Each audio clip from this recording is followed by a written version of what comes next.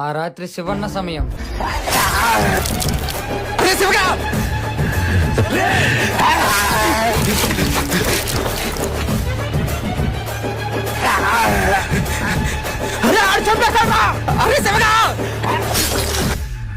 శివగాడు కాదు, శివన్న.